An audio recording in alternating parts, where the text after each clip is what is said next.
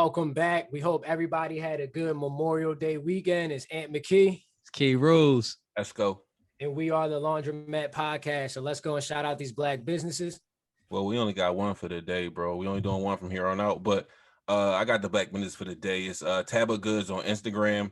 They have vape, tobacco delivery products. They sell backwoods, game leaves, all that kind of stuff. You want to, for y'all that like to smoke, roll up. They're located in Philadelphia. They check your ID at the door, so 21 and older only. Same day delivery though. I think they open at like 5 p.m. every day. They don't close till like 12:30 midnight. So Taba Goods on Instagram, TABA Goods, one word, just like that. And are they located in Philly, Esco? Yes, sir. Located in Philadelphia, PA. That's what's up. Shout out to the home team. And then let's go and shout out these social medias. For sure. I thought you forgot about that, John. I'm on point today. Social medias, we're the Laundromat Show on Instagram, just Laundromat Show on Twitter, the Laundromat Show on Facebook, and on TikTok, I believe we're the Laundromat Show. We had a couple episodes. We did an episode in a minute. I forgot these, John. But yeah, follow us on all there and subscribe to our YouTube channel if you're watching on the YouTube. Definitely make sure you subscribe to the YouTube, help us get monetized. And it's been 2 weeks since the last episode, so I know you saw something, Cheese. Yeah, bro, I definitely saw something. Let me pull the outline back up, you know what I'm saying? Anyway, so yeah, man. So it's been a couple episodes. I definitely had some time to go on social media, check some stuff out. Actually, I didn't even see this on social media. I don't know why. I just been listening to Biggie and Tupac and just like looking at their interviews and all this East Coast, West Coast stuff a lot recently. And I was reading the Los Angeles Times interview that Biggie did right before he got shot and he passed away. And like a great quote that I read out of it, he was like speaking about like how Tupac had died and how rappers have these lifestyles where they live really fast. You know, they're moving around, they're shaking and moving. And he was like, sometimes you got to be able to slow yourself down. You know what I mean? Before something bad happens to you. And like he was referencing like messing with a bunch of women, performing from city to city, getting a lot of money, just being reckless and being fast. So it really like spoke to me because I've had times in my life where I was like, damn, like I got to slow down. You know what I mean? Like I'm drawn. Right. I wanted to ask y'all, like, were there any times in you guys' life where you felt like I got to slow down a little bit, slow up a little bit? For sure. Well, before we go ahead and get to the story you were talking about where you said you noticed you had to slow down. All right. Okay. So I can't get into the details of why. You guys know. You guys know. Yeah. I had an incident in college where like it was just like a crazy incident.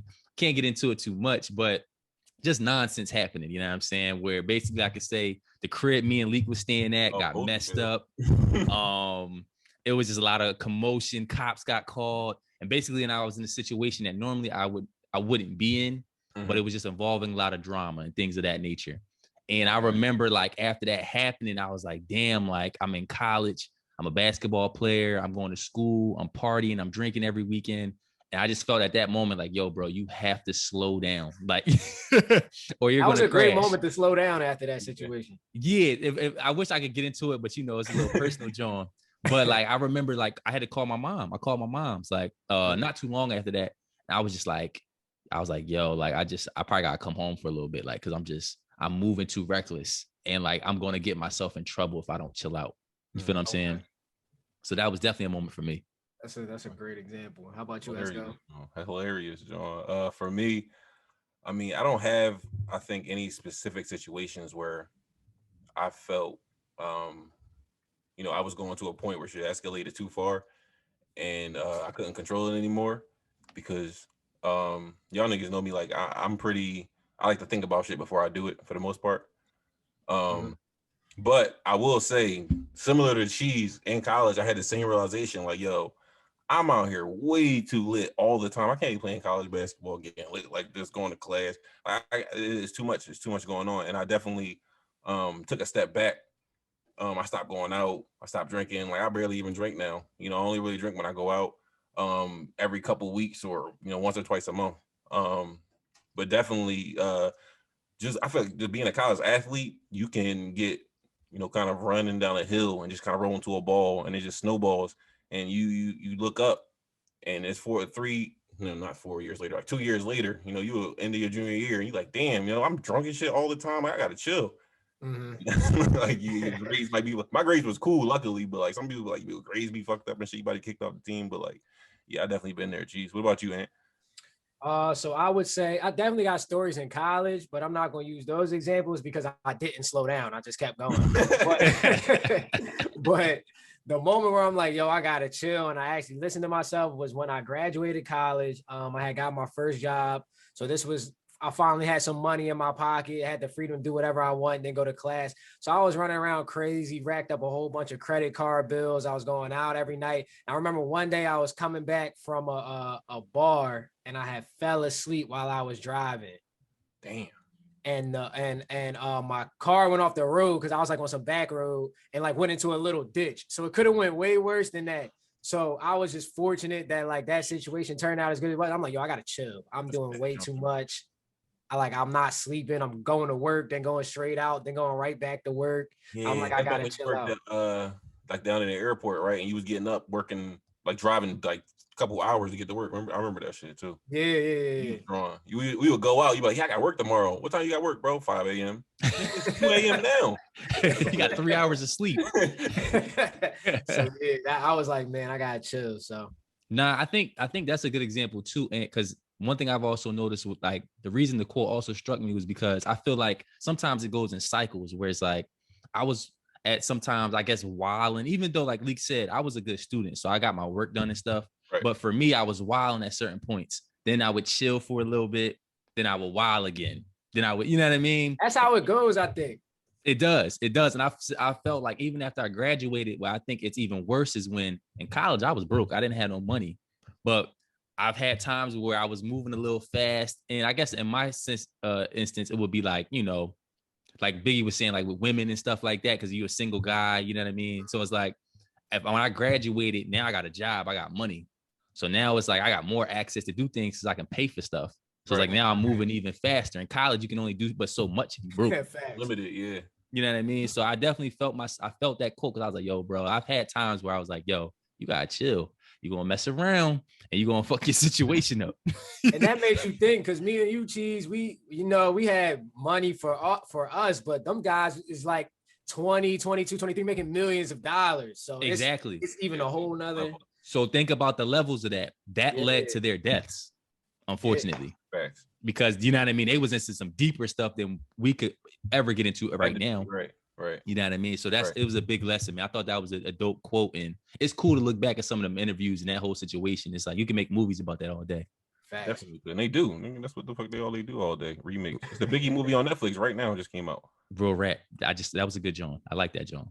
But to move on though, unfortunately, those two, Tupac and Biggie, they died at like what, 24, 25. They didn't get a chance to really, live as an adult, which kind of brings me to this next point.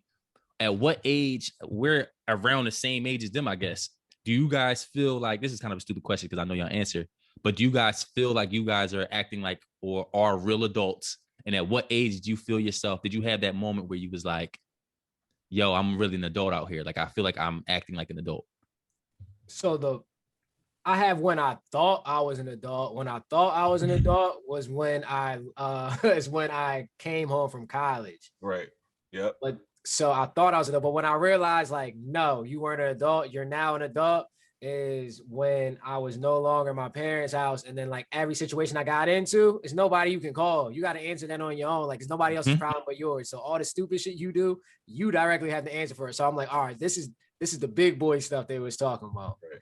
That's when that was around like 20, I was 23, 24. 23, 24. Okay. For me, it was definitely when I got my first crib by myself. And when you get that first, you go to pay your rent for the first time, and there's your name on that shit. Mm-hmm. And that shit not $5. That's what I knew. I was like, yo, this is some bullshit, bro.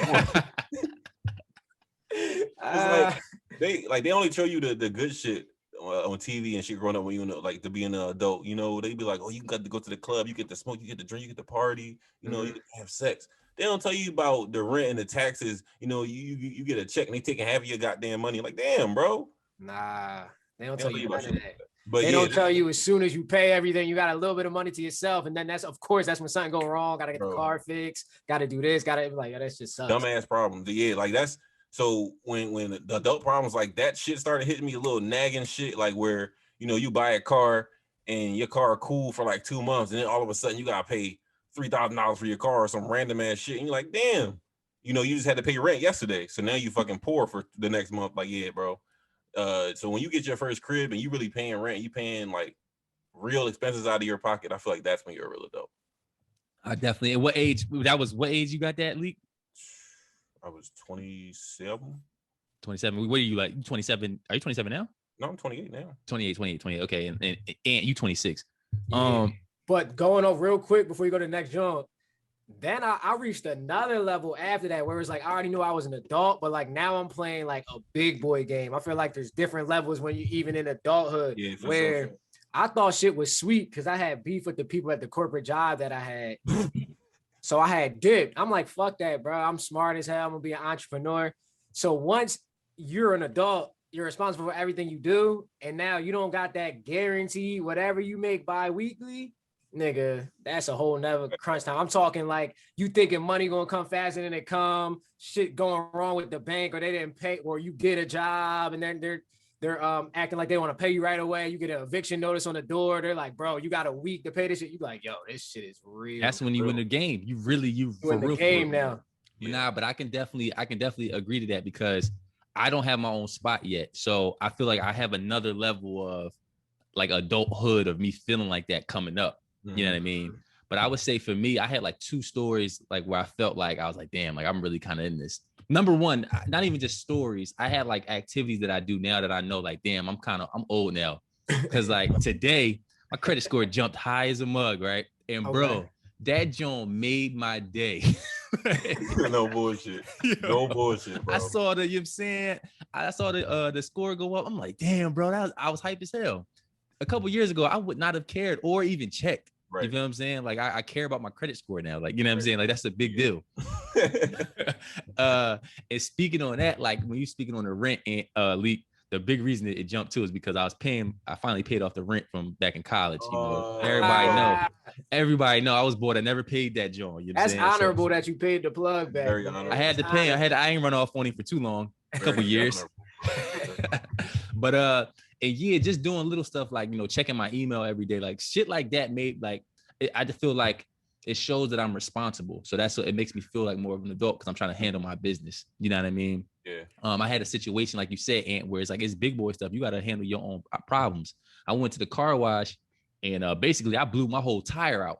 You know what I'm saying? And like a couple years ago where I would have been probably calling my pop, calling my mom, like, yo, my tire blew. I don't know what I got to do. I'm like, yo, I can't call nobody. Like, I gotta get this shit fixed or else I'm gonna be stuck out this joint. So like, I think like little instances like that is like showing me like, I'm getting older, I'm feeling more mature. And I know when I finally get my own crib and stuff like that, it's gonna be another level, you know what I mean, of responsibility and adulthood coming with that. Yep, for sure. You know what I'm saying? Yeah, so I guess the transition, that's pretty dope because, we all homies, we doing this podcast and we've known each other for a long time. We've kind of transitioned. We were kids. Yeah. I was about to say, we kind of transitioned into adults with our friendship. And so, and I know you put this on here. We coming up on 7 years. Coming up on 7 years. We met in 2015. Yeah, 22 will be. Damn, that's crazy to me. That's crazy. That sounds crazy. I never thought about it, bro. But I was like, what season did they transfer over here? I'm like 2015, 2016. Yeah, that's when I met y'all. 7 years ago, bro. I feel like the time is flew. It doesn't feel like 7 years at all. It doesn't at all. It really, really doesn't. I guess we can speak on that. Like, we have a 7-year friendship. And this is a good question that I saw you put on there. What do you expect out of friendship? And before you go, let me grab my charger for this computer. I'll be right back, yo. Yo, it's always something with this nigga, man. Let me guess. You've been thinking about starting a podcast, but you just don't know where to get started. Well, I have some good news for you. The Laundromat is feeling generous, and we're going to let you know how we've been recording for almost a year now. Buzzsprout. Buzzsprout gets your show listed on every major podcast platform. And if that's not good enough, you'll get a great-looking podcast website, audio players that can drop into other websites, detailed analytics to see how people are listening, and tools to promote your episodes and more. So follow the link in our show notes and let Buzzsprout know we sent you. You'll get a $20 Amazon gift card if you sign up for a paid plan, and it helps support the show. So stop procrastinating and start that podcast. Anyway, I'm back. I'm saying I had to grab my charger. So yeah, and I was asking you, I believe, about our 7-year friendship, and what do you expect out of friendships in general? So I mean, what I expect out of friendships definitely changed over the years. Today, I just respect. To me, it's basically just to have something in common with people and be able to trust them. Those are the two things that I really look for. I think the reason why our friendship worked for so long, because I feel like all of us are somewhat low maintenance friends. We don't really need much. Yeah, facts. Just to go off the what Ant said, I kind of expect similar things out of friendship. I don't really expect anything out of my friends, to say, like, the word expect is kind of, I guess, the wrong word to use here. But like what I look for in my friendships is, I guess, like, trust, loyalty, just random regular shit like that. Like, and you gotta be able to make me laugh. I got a lot of different types of friends, but no matter what type of friend it is, they all can make me laugh. No matter what type of personality it is. Because I don't know. I just made a lot of different friends over my lifetime. I'm talking like different nationality, different sexuality, all that shit. But you got to be fucking funny. That's really my only thing that I expect out of my friendships. That's the only thing I expect. Yeah, I agree with everything y'all said. I don't know if I expect anything. I think for me, if I consider you a friend, you already show me things that would make me want to consider you a friend. So I don't have to expect anything from you because you already do those types of things. So for me, it's basically if I can have a good time around you, I can trust y'all to be solid with me at all times. Like I ain't got to worry about y'all doing no snake stuff. And like you said, I think we're low maintenance, and I know I'm low maintenance because it's like I don't really expect you to do anything for me. You know what I mean? Like if you my homie, you my homie. I just we have a good time, we kick it, we build with each other, but I don't need anything from you. You know what I mean? Right. So that's how I consider my friends. I feel like I got like 3 or 4 major friend groups, and I feel like all those, even though they're different, they all do the same type of things for me. So that's what I rock with. Speaking of your major friend groups, like, do you have any friend groups where people wouldn't expect, like, they know you, your personality, like, oh, he hangs out with like these type of people? I would have never seen that. I don't think so for me. I don't know about for me because I feel like I'm not one way. So I feel like if you know who I am, you wouldn't be surprised that I have different types of friends because I can blend in with different crowds. You know what I mean? Like I have friends, for example, different races that I grew up in the suburbs with. I got friends from the city, you know what I mean, that I come up with playing ball with. So I feel like if you know me, you probably wouldn't be surprised that I got different friends like that. Yeah, okay.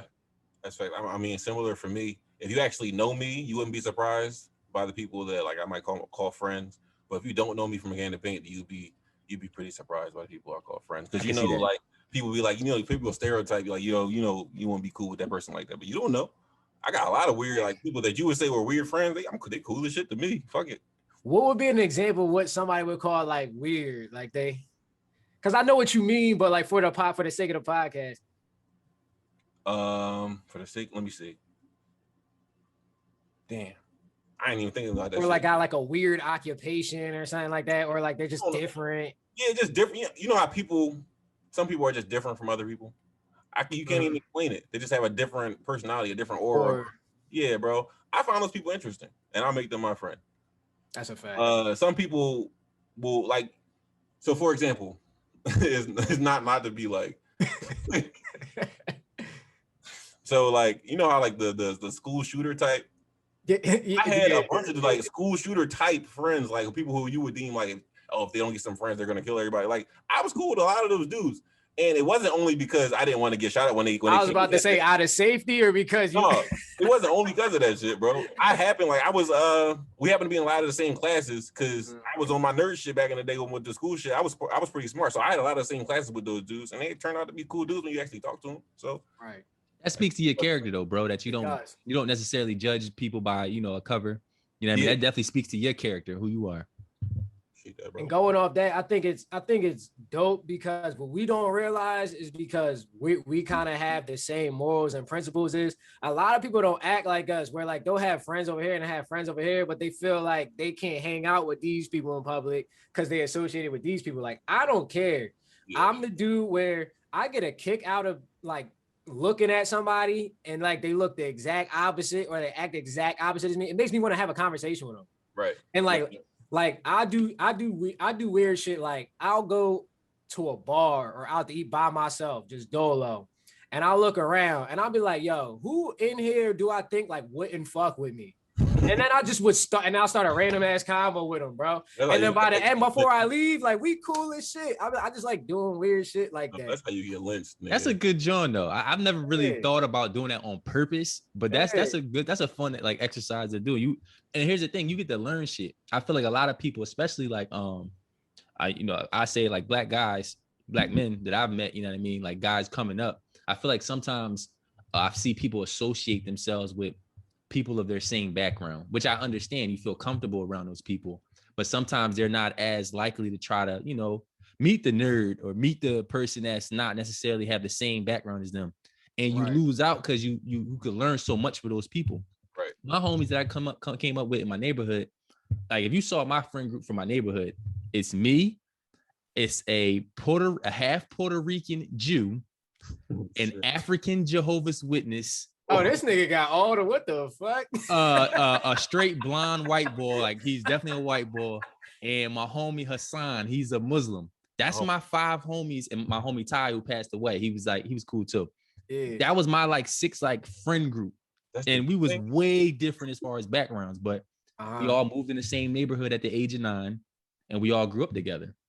You know what I mean? So you learn that's so much. Funny as hell. Yeah, so because you learn so much from people. When I was in high school, I was hooping. But I ain't hang out with the basketball players, bro. Like, how back in the day, it's cool to be a successful rapper when you're grown. But, like the people who make music in high school and they ain't really doing shit, they're not really like, quote unquote, what you would call cool. Like, nobody fuck with them. Like, they're the artsy people who, bro, all my friends were those type of dudes. So I would like go out of my way to take them to the parties they weren't invited to that I'm at and like, make niggas fuck with them. Like, nah, he's my guys. Like, you gotta like that. I love doing shit like that, bro. I had when I was at my first college at UMBC, we had this manager on our team manager named Nandon D. He was my guy. Oh, shout out to I know my guy Nandon. But shout out to my guy Justin, my man Justin. He on the Bachelorette right now. That's fire. I seen his commercial too. I seen his commercial. He doing his thing. He really on that, John. I'm gonna call him about that shit. But my man Nandon, so he was like not the typical, like he hung out with the basketball team because he was the manager. That's what everybody thought. But in reality, we used to go like see Nandon out because he was cool as shit. But you would never expect that shit. Like if I showed y'all that picture of Nandon, he's like a short. I don't even know. Honestly, I never knew what Nandon's nationality was. I never knew. He was like a short, like brown dude with curly hair, thick glasses, and he was in all like the AP super nerd class and all them Johns. You would never expect that nigga to be, and he wasn't like tutoring nobody, none of that shit. He would just be hanging out with us. And like, that's just an example of like what I mean by, just like, I work with people. Like, if you cool to me. Moral of the story, man, get out and meet people, man. Stop being so weird and like stereotypical, man. You never know who's a cool guy, man. Right. Just get outside your comfort zone. It's never a bad time. Well, sometimes you got to move on for old friends. And then you got to figure out when that time is for yourself. We're right. I agree. Yeah, so I guess that was a good conversation, man. Do y'all have any highlights from our 6 or 7 year friendship? Like a whole bunch, bro. Definitely a whole bunch. I'm trying to think of something that come to my mind though. I'm gonna let y'all go so I can think of something. Well, you with the grilled cheese and how you got your name, I never forget that, bro. Oh, This man ate a meal that incorporated cheese for a month straight. I've never seen anything like that in my life. Niggas exaggerate crazy, man. No, we not, bro, I live with you. A story. One of the pops in my head that I know that we can tell on here without any repercussions. Yeah, a lot of these stories might indict ourselves. Is I remember after we lost to that fucking Mercy Hurts game. Remember that shit? I was about to say that. And we played Pitt the next day. And after we lost that Mercy Hurts game, we lost 40, bro. But give them the scoop of this, how bad the loss was, though, bro. Like, you gotta explain that. Okay, so I don't really want to explain it in depth because I'm embarrassed too. But I'm gonna say as much as I can until I embarrass myself too much, and then I'm gonna stop talking. So we played Mercyhurst at home. Was it over winter break? Yeah, winter break. So it wasn't really much of fans there, but it didn't really matter. They were a good team, but the game started. Me, Cheese, and Ant didn't start this game. I had just got benched because I was stinking it up, bro. I didn't want to play basketball. Cheese wasn't starting. Ant wasn't fucking playing. So we played Mercyhurst in the first half. The first half, my nigga, we were down what? 40. 40, 35. Oh shit. I think the score was like 50-10. Yeah. It was 50-10 at halftime. I Why would you say the score on here, bro? Because, bro, I couldn't believe my eyes, bro. You gotta put it in context. People don't believe us. We wasn't playing. We wasn't playing either. No, bro. I'll never forget. I gotta say this. I'll never forget when the buzzer sounded and we was walking back to the locker room. I'll never forget the feeling. I was looking at the score like, yo, I've never been beaten all this bad in my life. It was 50-10. We scored 10 points in 20 college minutes. 20. I'm not gonna lie. It was no better the second half. I was so in shock that when we got in the locker room, I was actually laughing. Like, is this actually happening right now? Like, I couldn't, like, it didn't feel real. I'm like, it's no way in hell we got 10 points at halftime, bro. 10. Niggas 40 balled this at half. So that's just a bad joint. The best moment about that story is when we all met back up at my house after the game. That's what I was about to get to. That's the story. That's the best part of the story. So that's the fucked up part of the story. But the good part is that night, me, Cheese, and Ant went back to Miller Ave. At first, we went to the liquor store. Don't get the game fucked up. We went to the liquor store. We fucking got tore out the front. Well, it was lit. Went to the shoot around next morning. Liquor out the pores. Played Pitt at like 1 o'clock. It was an early game. I know it was. One of those games, yeah. We won that joint though. Definitely. That's one of my favorite memories with y'all niggas though. In the words of Migos, we had to get some straightening because everything was wrong. We had to figure out what the hell was going on. That was a turning point of the season. It was. We was at a point where like, yo, bro, something got to give, man. Them niggas straightened us out though. They did. They did. But that's the dope thing about college and like just that atmosphere being an athlete. It was like, you know, you might mess around, have a terrible game, but it's like, fuck it, we're gonna go party, we're gonna go drink. Like, you know what I mean? Like, it was a simpler time, you know what I mean? Which I definitely remember it fondly. You know what I mean? Yeah, I don't know if I got any crazy or funny moments off the top of my head that won't indict us, but is there anything you would change or anything y'all regret during this time period? I do have a regret. Well, it's not really a regret, just something I would change. I would change. So I'm gonna be honest. When I came to Bloom, I really didn't care. Y'all know this, I didn't care about basketball. So I would actually come in with the mindset to fucking win a championship, and I wouldn't have wasted literally the first 4 months of the season, just not giving a fuck. Because by the time I gave a fuck, it was too late. I remember the time period exactly when you're talking about, when that like bell clicked, like the season was halfway over. Yeah, bro. How about you, Cheese? Would you do anything differently since like the time we met each other? Like anything happened? Yeah, it was a couple of things, not even having to do with our friendship, but I guess I could go with basketball stuff. Definitely while I was in college, I wish I would have been more confident in just trying to establish myself as a better player earlier. You know what I mean? Earlier, and probably spoke my mind and really tried to talk with our coach, who's my man's. That's my man. But as far as basketball in college, I probably would have tried to get with him a little more to see if I can improve.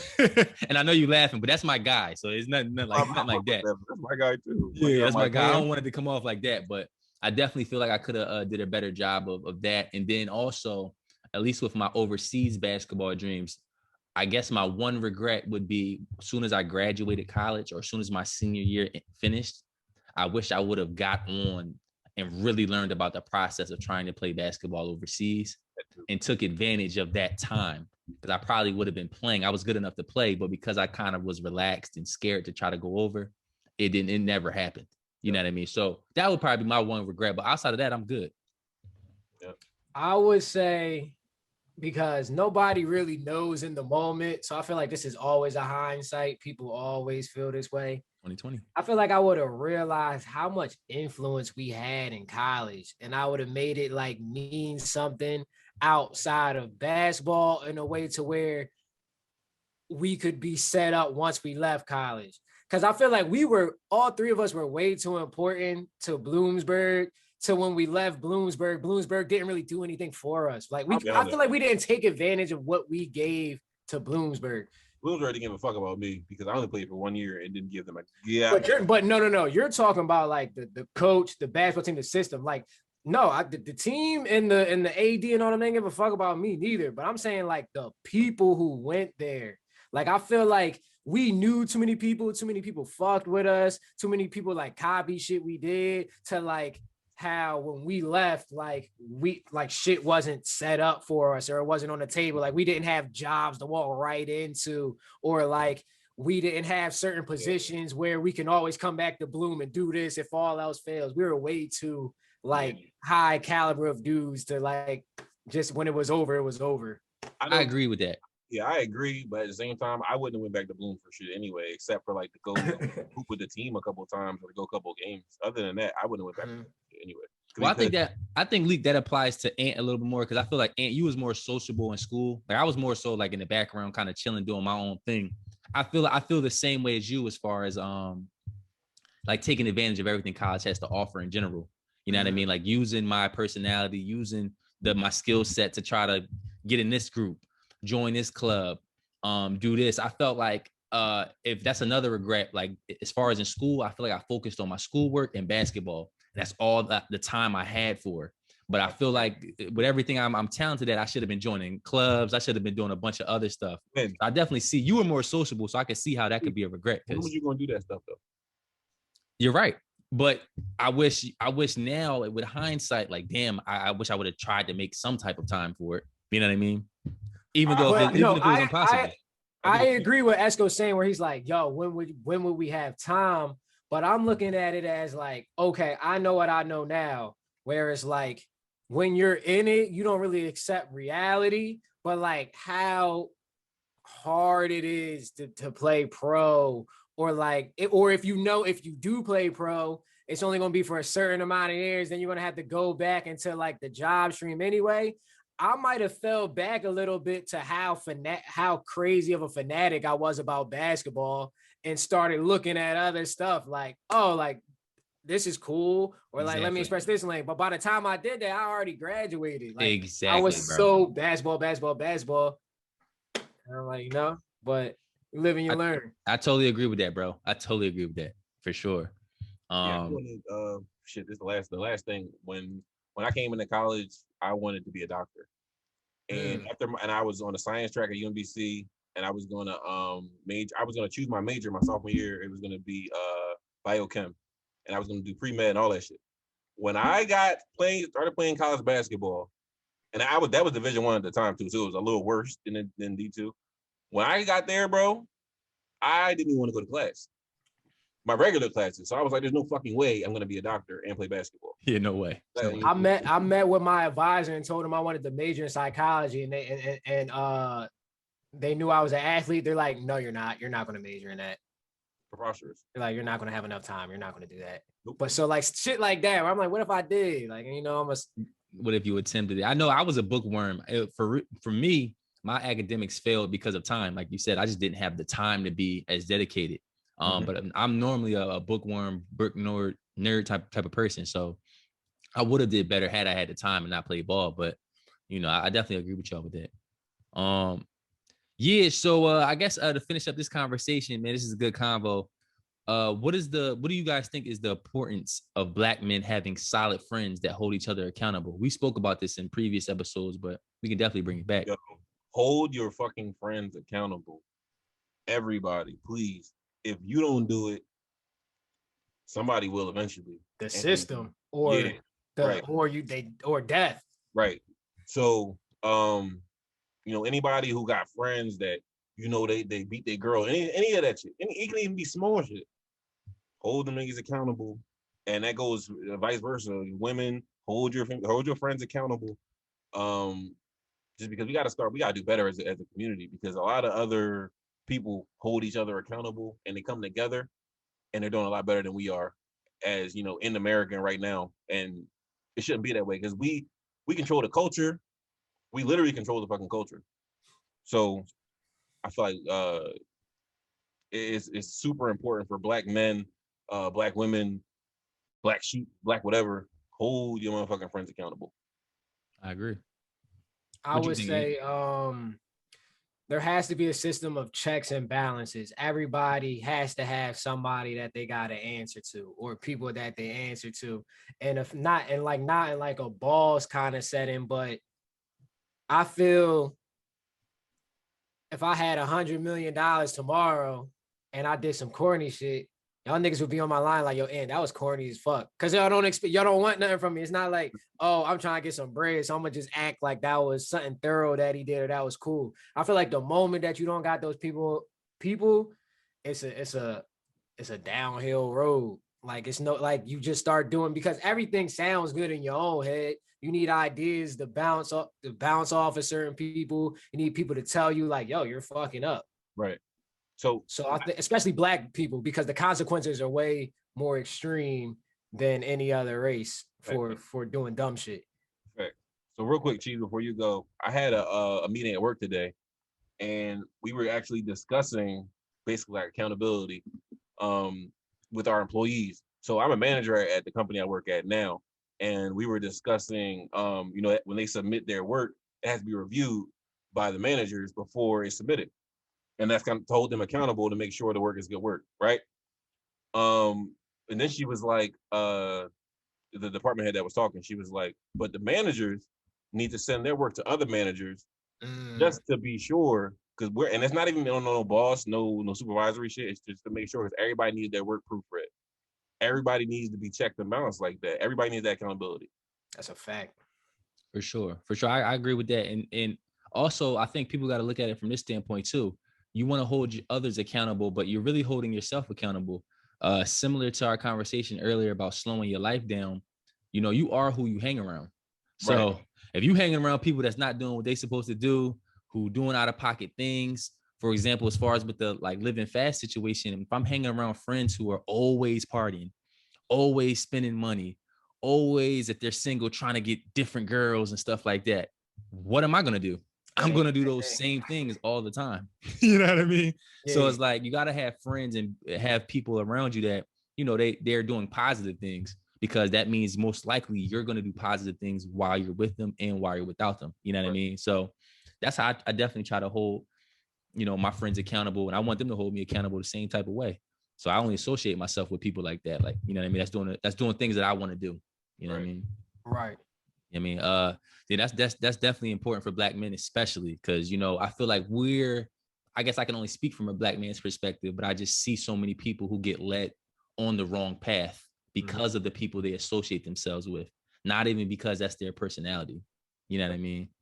And I've even lost friendships where, you know, I told somebody something where it would benefit their life in a great way, but they just got to change something and they ain't want to hear it. And they're not used to hearing that. So they're like, oh, he hating, or they said, but I would feel corny.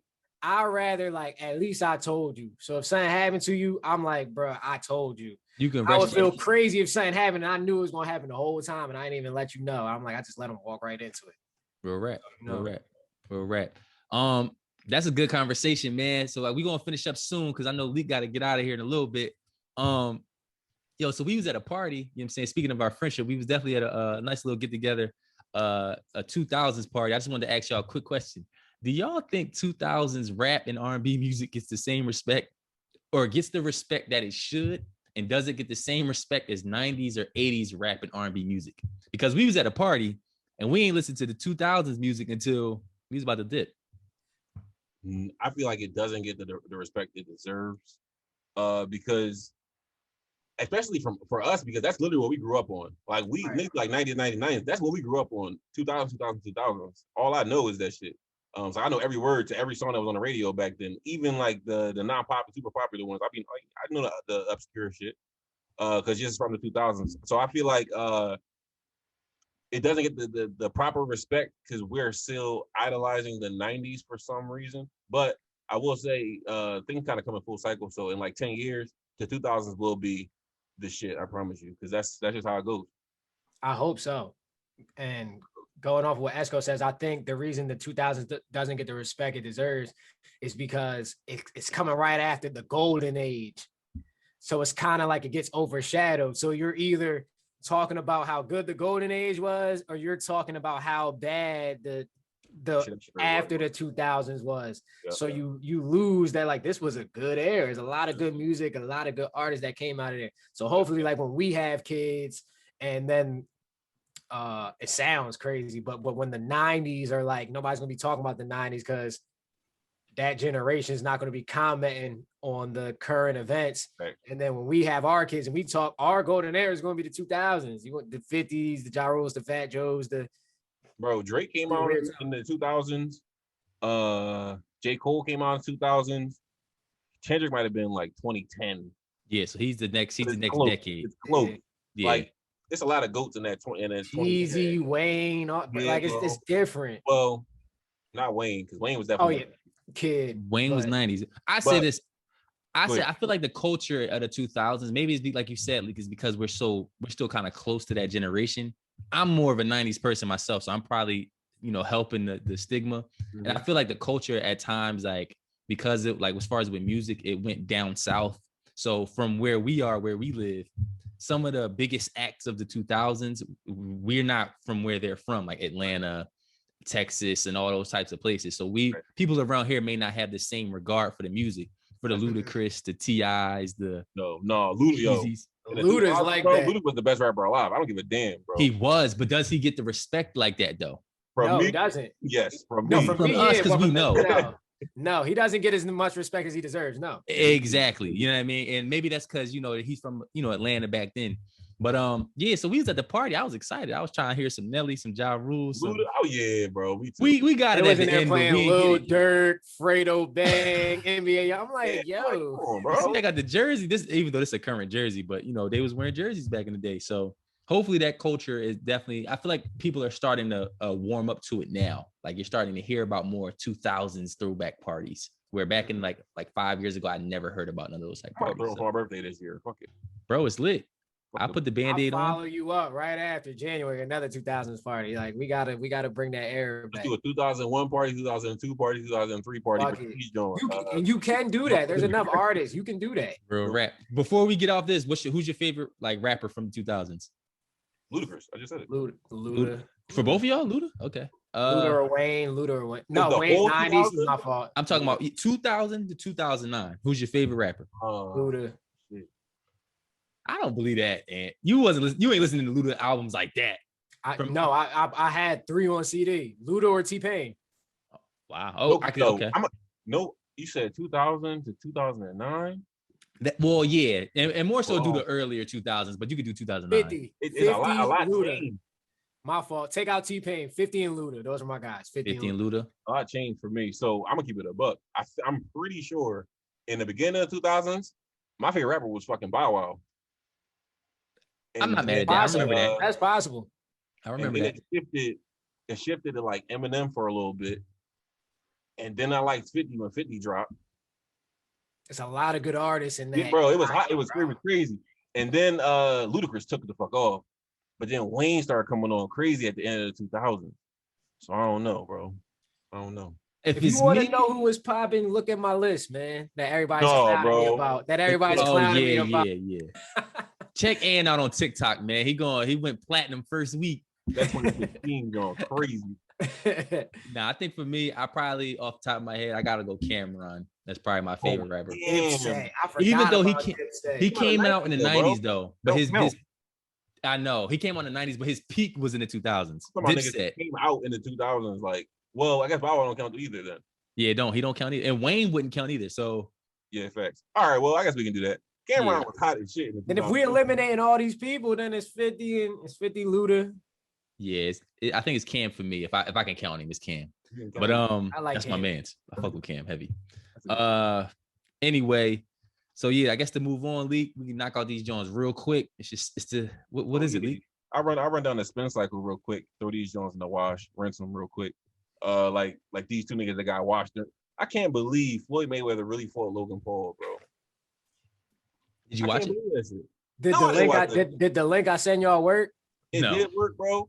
It worked for me for like I was watching it. I turned it off. Oh, all right.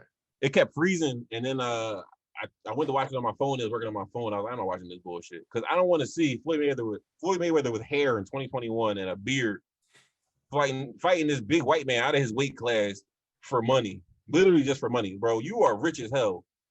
I don't like it. I ain't watched that shit. I mean, I'm never mad at black people getting more money, man.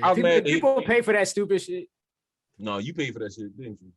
No. I had the link. I sent it to you. I refused. They called me on the Jake Paul fight. I said never again. I knew you bought one of them, John. How you feel about that, John T? I didn't watch it. I did want to see it, but after the dangers of a virus on my computer, I was like, it ain't worth it that much. I gave my phone a virus. Watch it. Yeah, bro. That link you sent was that joint was fraudulent. But the highlights though, he actually caught him a couple of times. I saw that. He knocked him out and held him up so he could make all 8 rounds, bro. For real? I'm gonna send y'all the video. If everybody listening who saw the video on Twitter, Floyd hit him with a right hook. Dude went limp and fell. Floyd called him and tried to make it look like they were grappling. Like, yo, you messing the money up. We promised 8 rounds, bro.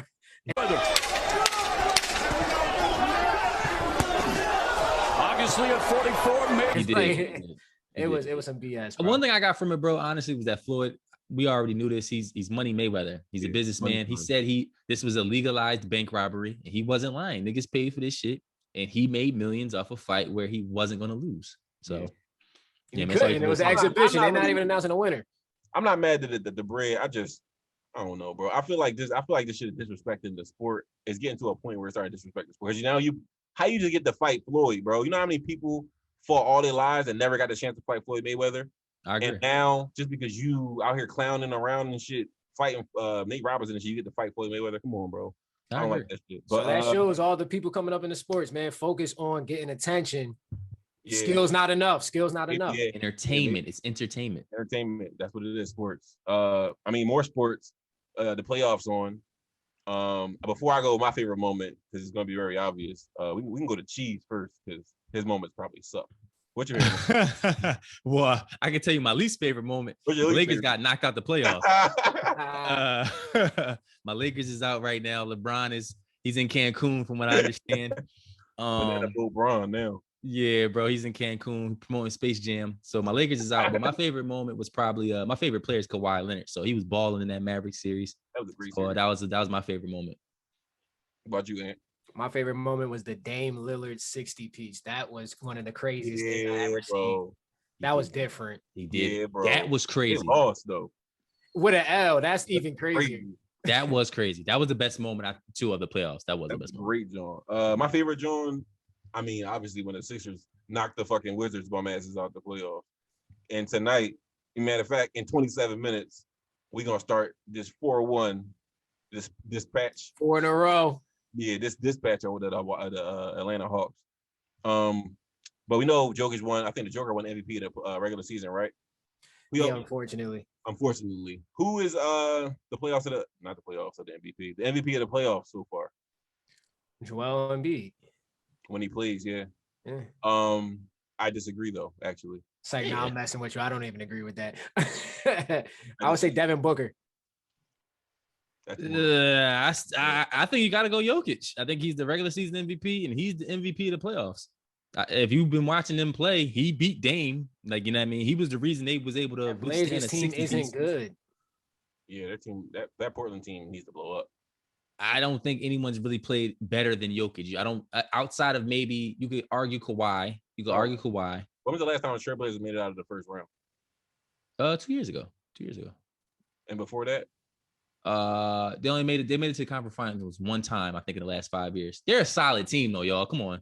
They never did like the playoffs. It's a different team than it's a different team every year. It's Dame and CJ surrounded by different role players. I think you could argue. You could argue Jokic. I think you could argue Kevin Durant for sure. You can't argue Devin Booker.